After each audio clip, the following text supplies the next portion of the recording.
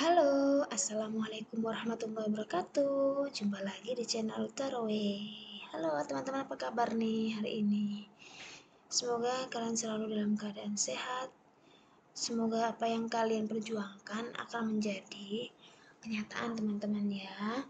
Teman-teman gimana nih persiapannya hingga saat ini? Ya, teman-teman yang belum melaksanakan ujian SKB belum dimatangkan ya teman-teman. Karena bobot nilai di SKB ini 60% teman-teman. Jadi kalian kalau memang yang nomor misalnya yang diambil kan satu, toh otomatis yang masuk di ujian SKB kan tiga. Jadi misalnya kalian nomor tiga, kalian harus cepat-cepat apa ya, bukan cepat sih, harus mengkokohkan fondasi kalian supaya kalian bisa naik di peringkat satu teman-teman ya. Banyak tipsnya ya belajar, banyak-banyak latihan soal, terutama manajemen waktu ya teman-teman ya. Kali ini teman-teman saya akan bahas soal SKB etiko legal ya dalam praktik kebidanan sesuai kisi-kisi Permenpan RB 2001 ya. Tahun lalu juga ada tentang etika.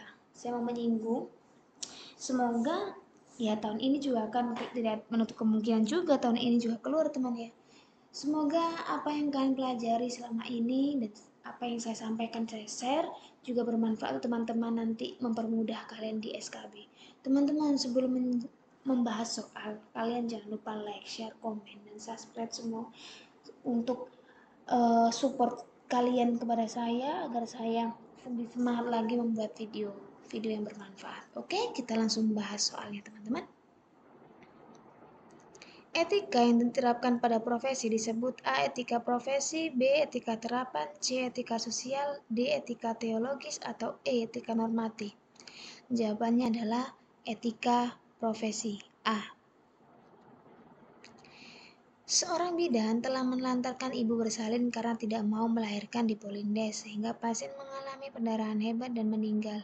Bidan ini telah melanggar A. Kode etik profesi, B. Etika profesi, C. Hak bidan, D. Kewajiban pasien, atau E. Semua benar. Jawabannya adalah A, yaitu kode etik profesi.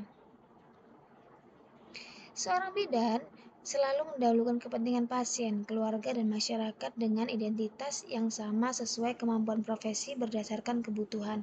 Merupakan kewajiban bidan terhadap A. Tugasnya, B. Diri sendiri, C. Profesinya, D. Klien dan masyarakat, E. Pemerintah, bangsa, dan tanah air. Jawabannya adalah D, yaitu klien dan masyarakat. Seorang remaja berusia 16 tahun diantar ibunya ke BPM, mengeluhkan mual muntah, telat menstruasi 15 hari, teraba borotemen, PP tes positif. Ibunya meminta obat supaya bisa menggugurkan kandungannya karena dikarenakan si anak masih dalam keadaan sekolah. Karena bidan merasa kasihan dan ingin membantu masalah pasien tersebut, bidan memenuhi permintaan tersebut. Berdasarkan kasus di atas, tindakan bidan termasuk pada A. Isu moral, B. Isu etik, C. Isu, D. Dilema moral, atau E. Etika. Jawabannya adalah A. Isu moral ya teman-teman, yang berkaitan dengan abortus, kemudian pokoknya yang berkaitan dengan aturan-aturan yang melanggar itu melanggar isu moral ya. Bidan Leni adalah seorang bidan desa yang sangat ramah. Setiap bertemu keluarga, ia selalu tersenyum dan menyapa. Dan bidan Leni selalu mengepentingkan pasiennya, menghormati hak pasiennya, dan bertanggung jawab sesuai dengan kebutuhan pasien. Dari kasus tersebut adalah kewajiban bidan terhadap A. Diri sendiri, B. Profesi, C. Sejawat dan nakes lain, D. Klien dan masyarakat, E. Diri sendiri. Jawabannya adalah D. Klien dan masyarakat. Nyonya Reni mengatakan sudah hamil 36 minggu. TTV dalam batas normal, bidan menyarankan untuk SC karena posisi janin lintang. Untuk melakukan rujukan, bidan harus minta persetujuan suami atau keluarga. Dalam kasus di atas, bidan melakukan tindakan termasuk pada A. Isu moral, B. Isu etik, C. Isu, D. Dilema moral, atau E. Etika. Jawabannya adalah B, yaitu isu etik. Leni ditugaskan untuk mengabdi di daerah terpencil, tertinggal, dan terluar. Untuk itu harus mempersiapkan diri secara matang dan harus terus-menerus untuk meningkatkan pengetahuan dan teknologi. Dari kasus di atas adalah kewajiban bidan terhadap A. Tugasnya, B. Diri sendiri, C. Profesinya, D. Klien dan masyarakat, atau E. Pemerintah, bangsa, dan negara. Jawabannya adalah B, yaitu diri sendiri ya. Jadi dia mempersiapkan diri secara matang supaya bisa meningkatkan pengetahuan teknologi adalah kewajiban bidan terhadap dirinya sendiri. Nilai norma yang menjadi pegangan bagi seorang atau kelompok dalam mengatur tingkah lakunya atau hal yang baik atau buruk oleh masyarakat disebut A. Etika, B. Sopan, C. Nilai, D. Moral, atau E. Kode etik.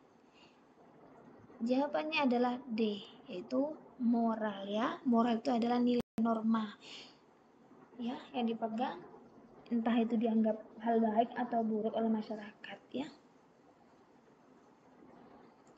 Seorang ibu berumur 29 tahun telah bersalin di BPM, kemudian bidannya mewajibkan memberikan susu formula pada bayinya dengan alasan satu paket dalam hal pelayanan diberikan.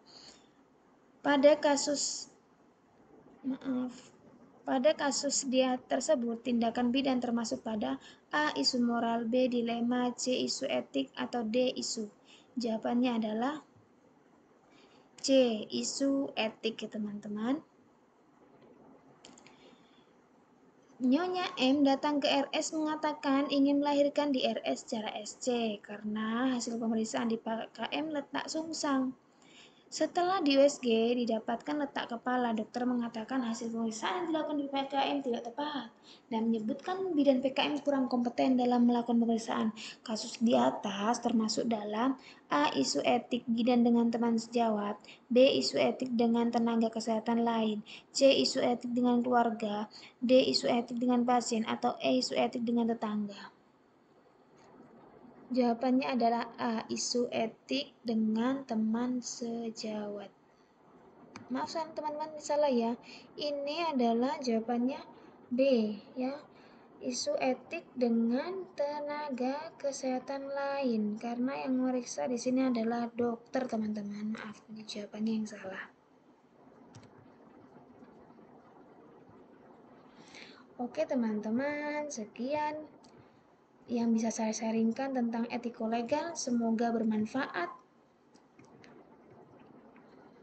Dan selamat bertemu di video selanjutnya teman-teman. Ini jangan lupa seperti biasa ya. Kalau kalian cari tempat belajar, tempat sharing, di sini lengkap teman-teman di Sahabat CPNS.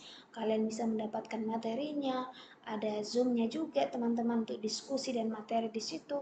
Kemudian kalian juga bisa dimasukkan di grupnya juga teman-teman. Kemudian kalian ada latihan soal harian dan tryout ya di situ dengan sistemnya sama kayak CAT begitu. Jadi supaya melatih kalian supaya terbiasa dalam manajemen waktu ya. Kalau kalian berminat dengan Sahabat CPNS teman-teman, jangan lupa pakai kode referral ini supaya kalian dapat potongan harga ya. Oke, sekian dari saya, semoga bermanfaat. Mohon maaf kalau ada salah kata.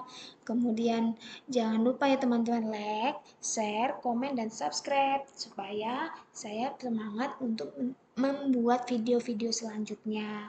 Selamat bertemu di next video ya teman-teman. Assalamualaikum warahmatullahi wabarakatuh.